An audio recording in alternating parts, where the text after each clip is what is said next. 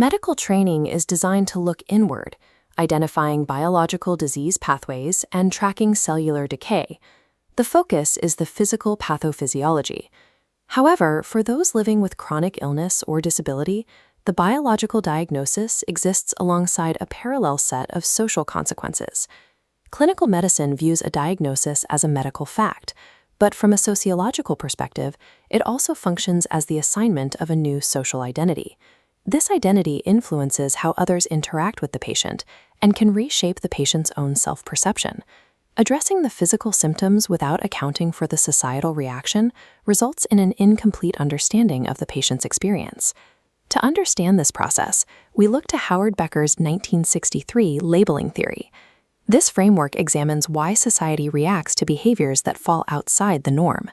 Becker's core axiom is that deviance, or abnormality, is not an inherent quality of a medical condition. A condition only becomes known as deviant through the labeling process. It occurs when a specific label is successfully applied by an external source. This raises the question of authority.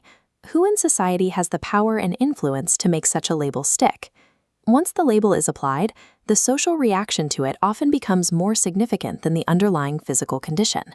The successful application of the label categorizes the individual, placing them in the role of an outsider. While a clinical diagnosis is an essential tool for treatment, it can also function as a restrictive social label. Lemert's framework divides how a label penetrates a patient's psyche.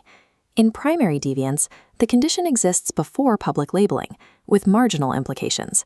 Secondary deviance emerges after being publicly labeled, triggering social exclusion, stigmatization, and profound changes in self-identity. The depersonalizing power of the clinical label was demonstrated in David Rosenhan's 1973 study on being sane in insane places.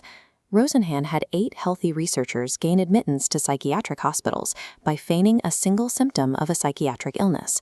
Once admitted, they behaved normally and attempted to be released.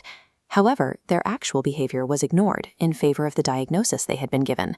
Through perspective interpretation, hospital staff viewed normal actions, like writing in a notebook, strictly through the lens of the diagnosis. The label dictated how staff perceived and treated the individuals, effectively stripping them of their personhood. The researchers remained in these facilities for an average of 19 days, with stays up to 59 days, as the label overrode their actual behavior. Powerful clinical labels can blind practitioners to the person in front of them, replacing the patient's reality with the assumptions of the diagnosis. These societal reactions often manifest as stigma, a concept developed by sociologist Irving Goffman. Goffman defines stigma as an attribute or reputation that is socially discrediting, creating what he called a spoiled identity. It is a relationship of devaluation that disqualifies the sufferer from full societal acceptance. We categorize stigma by its root causes and manifestations. Stigma arises from 3 areas: physical differences in the body, differences in character, like mental illness, and social collectivism, like racial affiliations. From these causes, stigma manifests in 3 distinct forms. Enacted stigma involves the actual discriminatory experiences and reactions an individual faces from society. Felt or imagined stigma is the internal fear of these reactions, which can impact a person's identity even in the absence of overt discrimination. Courtesy stigma is stigma by association, affecting those connected to the labeled individual, like family members or caregivers. Stigma operates as a structural system, systematically disqualifying patients from full participation in normal social life. Goffman identifies those who share a stigmatized diagnosis as the own, a group that shares a common burden of identity management. Management depends on whether the individual is discredited or discreditable. The discredited have visible conditions, managing the stigma's impact during every interaction. The discreditable have hidden conditions, facing a constant calculus of information management, deciding whether to disclose their condition. This burden also falls on the wise, the family and friends who do not have the attribute themselves, but are affected by its social connotations.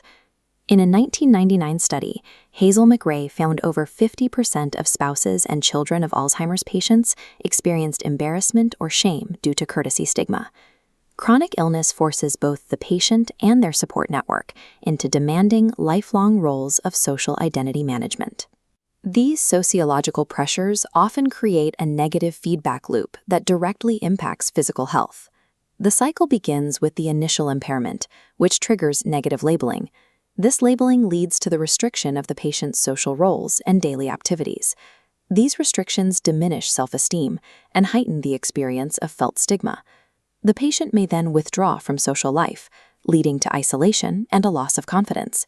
This isolation exacerbates the original biological impairment, closing the loop and causing a measurable decline in overall health.